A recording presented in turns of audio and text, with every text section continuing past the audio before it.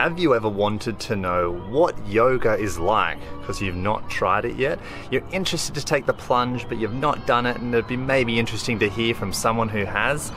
I'm on the other side of that question.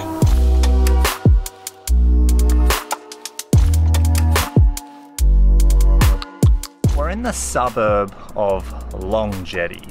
Not sure why it's called that. And just up the road is a yoga studio which I trained at for 1 month. My audience is pretty much the same as me. I've attracted people that are other Tysons, and I would be interested to know if someone who trains like me had tried yoga and what they thought about it. So this is that video. I was going to just record my thoughts just like that, but then I thought, the video would be that much better if I could actually sit down with a yoga expert and bounce my ideas and thoughts off of them, because perhaps they can articulate what I'm thinking or further explain things that I couldn't learn within that 1 month of doing yoga. In this discussion that I have with Anna and give my thoughts, I discuss 3 different types of yoga, the ones that I did throughout the month. There is Vinyasa Flow, which is a more physical form of yoga, which touches on strength, balance, flexibility, and I always did them in a heated environment. There was Yin, which was more of a relaxed form of yoga. It's basically stretches that go for 4 to 5 minutes a piece, and the idea is not introducing any form of stress. It's relaxing in the movement.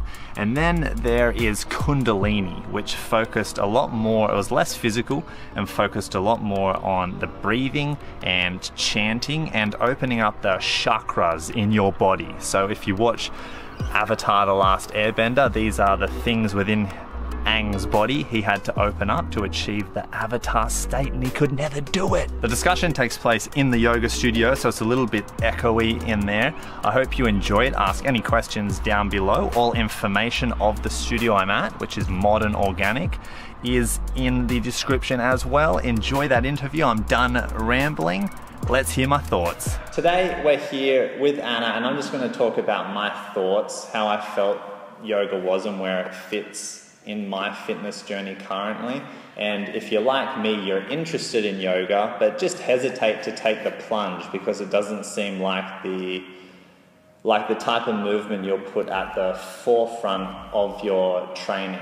Let's bring in Anna, who's generously donated her time to hear about my thoughts. But I thought before I get into how I felt, did you just want to give a quick history on how long you've been doing yoga and what you do with yoga nowadays? Yeah, sure. I started my yoga journey like most people, just getting involved in the physical practice, going to some classes at the gym. Mm-hmm. Decided that I really enjoyed it and wanted to go to a more authentic, real experience through a yoga studio, so joined a yoga studio.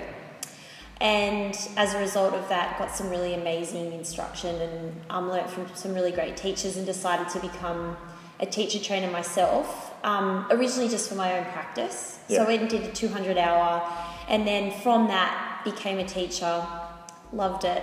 So the journey's continued from there. So I was a practitioner for probably 2 years before I became a teacher, and I've been 4 years, or almost 5 years into the journey now. One of the reasons why I wanted to talk to you was because I did get that vibe that yoga can be interpreted differently by the different teachers, whether they have a stronger emphasis on the physical or a stronger emphasis on the spiritual. Yes. And how much they incorporate that into their own classes. And I could be wrong, but with the teachers that I had, I got the vibe that you were the most physical, or you liked the physical challenges the most compared to the other teachers that I had. Is that kind of how you would look at yourself? Is you're more leaning towards the physical I think, side?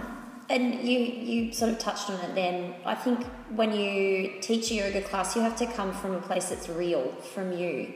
And I do think that it's important. People get disconnected from their body. They forget how to move it effectively. They forget how to care about themselves. And in my experience, moving through a really demanding class, whether or not you can do it all, and I always give modifications. Whether you can do it or by the end when you come into Shavasana, which is the ultimate goal of a yoga practice, the asana practice, if you've moved yourself into a state where you've worked and energized and woken up muscles in the body or even articulations, got them moving in different ranges, by the time you get to Shavasana, you can really drop into that place where you can go inside and relax and almost meditate.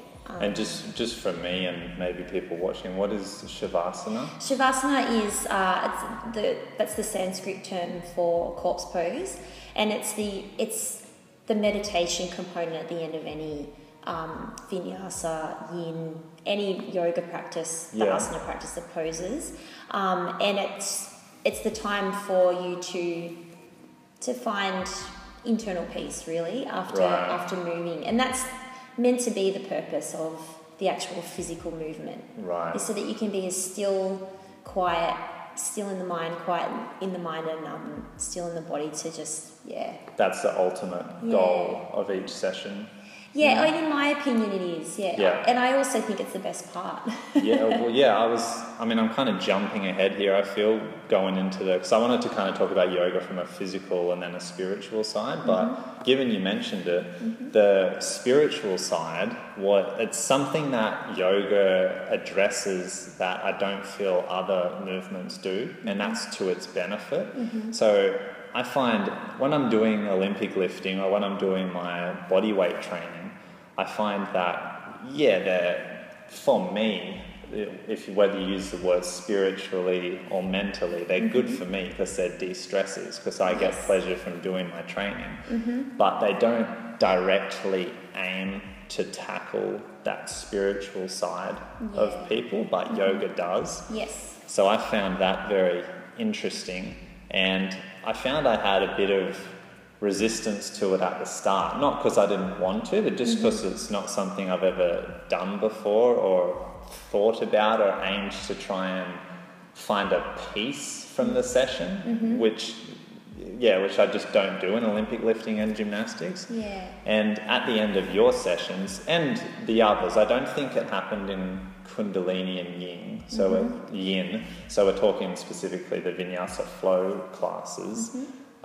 They would always end with, say, 10 minutes of calming music, which was either on its own or coupled with the instructor talking about using different trigger words to get you to relax. Or it was this amazing instrument. Is it called the singing bowl? Yes. Or do you do it, or was that just... I don't do it justice. Because I love that thing. It's the vibration because we're all vibrating on different frequencies. You are made up of vibrations, really. At your most simplest... String theory is what's going on. At your most simplest, deep within the vessel, so that it probably resonated with you because you seem to, in my opinion, be fairly in touch with... whether you think it or not. It's your spiritual I'm looking side. at you like, I don't know. So I found that singing bowl, the first word that comes to mind for me is cosmic. It took you and it's so strange for me to say, having such a kind of like a skeptical mindset background, that it really felt like it took you for those 10 minutes on a cosmic journey. And that was, for me, a real key takeaway from yoga. It's something that I now know, if I want that again, yoga is the path to seek. And it's not just like a feeling, it's something like if you did deep tissue massage on your muscle every day to help loosen it up, it seems like something that if I was to pursue it consistently would really help to calm me or help to find peace on a consistent basis.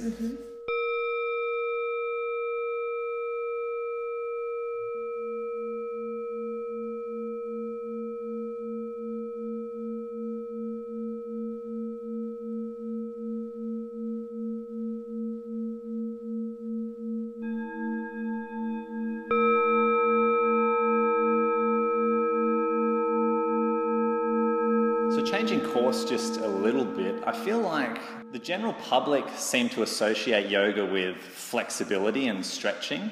And a question I had that stems from that and that viewers wanted me to ask was, how do you see yoga differentiates from traditional, like a structured set and rep scheme of stretching? Do you think they complement each other, or do you think they're entirely different, or does the question kind of miss the point of what yoga is all about?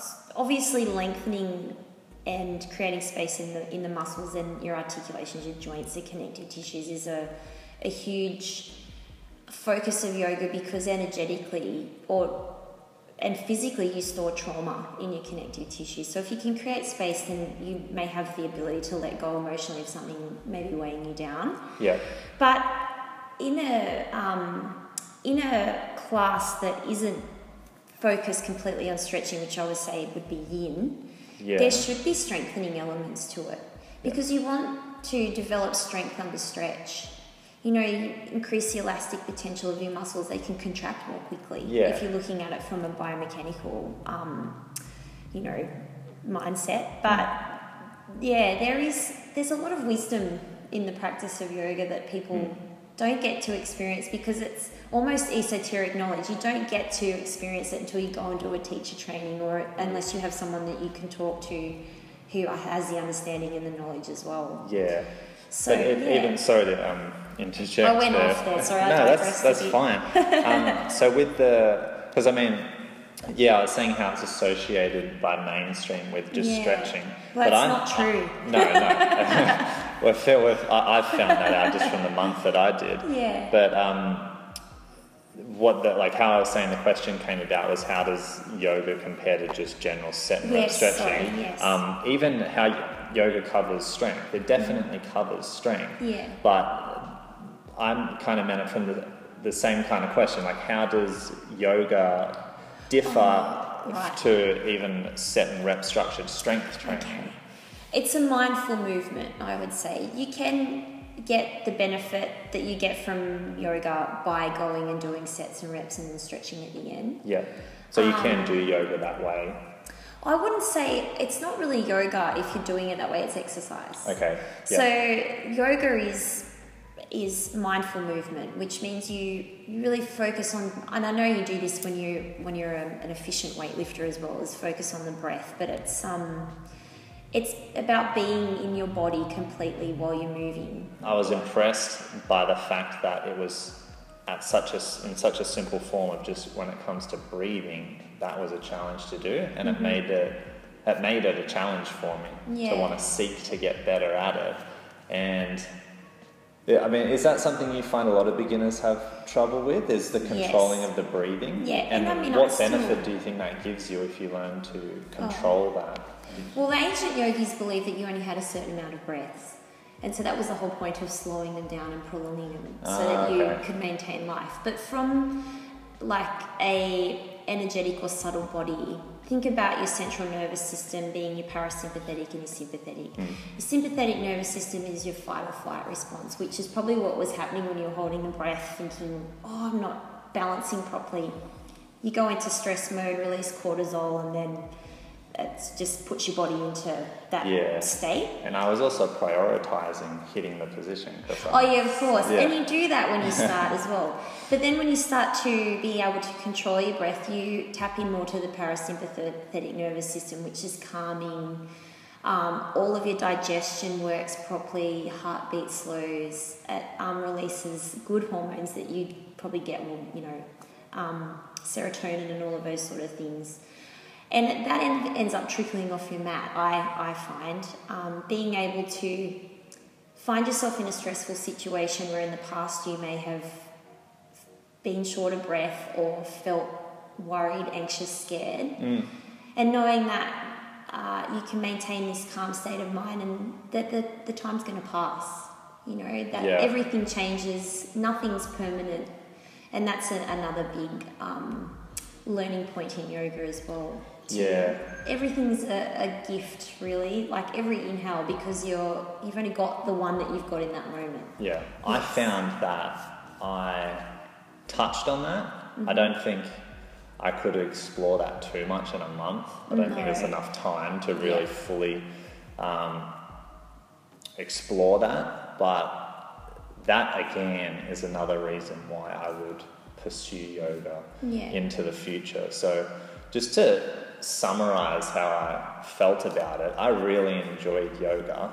I found that being that kind of generalist, incorporating a lot of different things, it's not something that I would prioritize now in my training. At the moment I'm doing my body weight and jiu-jitsu right now, and some MMA, like more mixed martial arts stuff that I can do.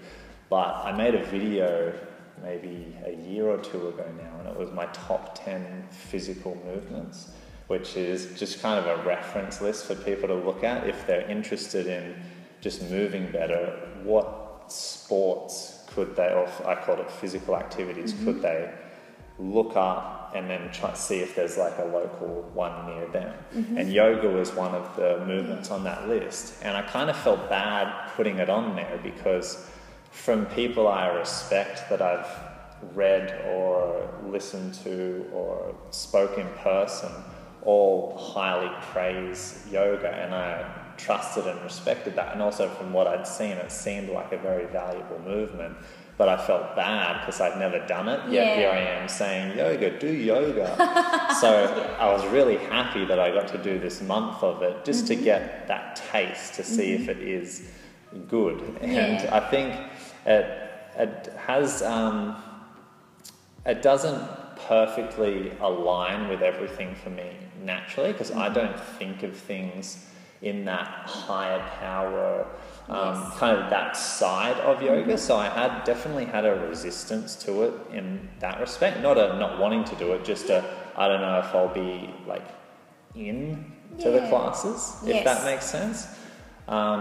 Despite how much I tried, but I did get into it, and it's something that I would definitely continue as time goes on, as the priorities for sports that are really physically demanding, like the wrestling or the Olympic lifting or the body weight training. As I get older and kind of back off intensity, that's when something like yoga would be more likely to come into the picture. And definitely just from I'm using all the wrong words. I don't know if this is the right word. From a mental health perspective. That's like, fine. I'm not someone that suffers anxiety attacks or anything, but I definitely get anxiety and can get nervous over like if there's an interview or certain like big situations, maybe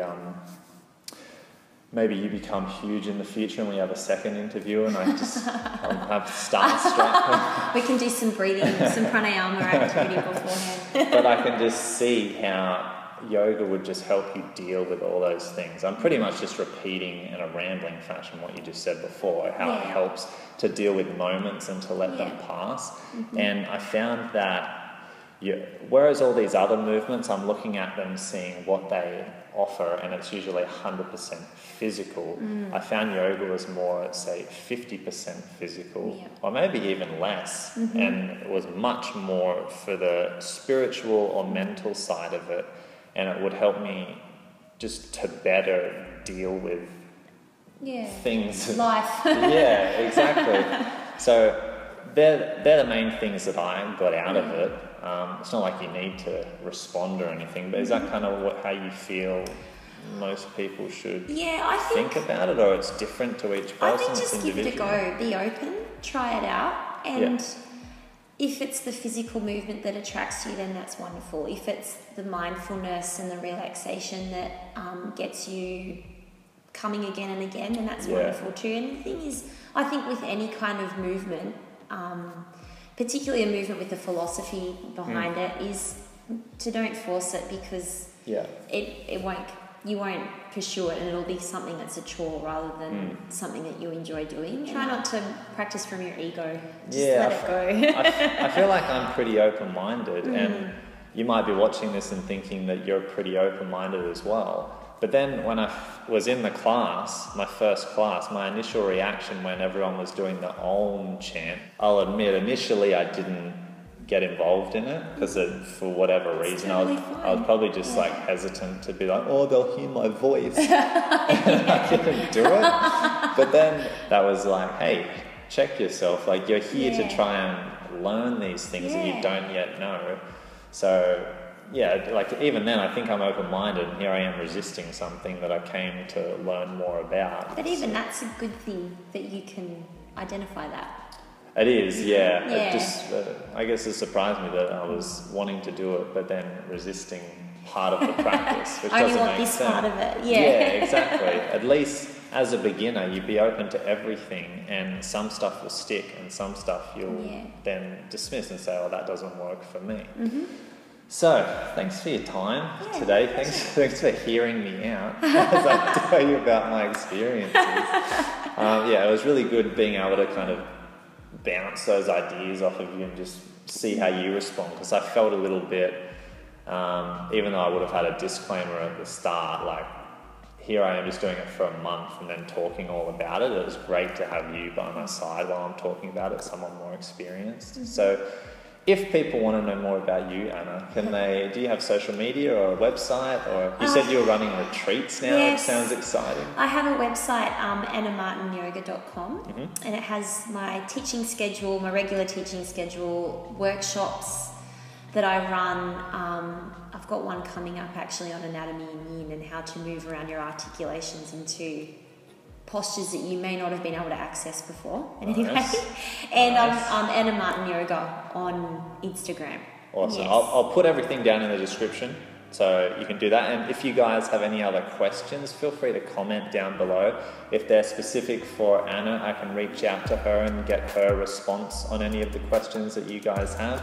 If you got something out of the video, give it a like. And if you haven't subscribed, subscribe now. And I'll see you for the next video.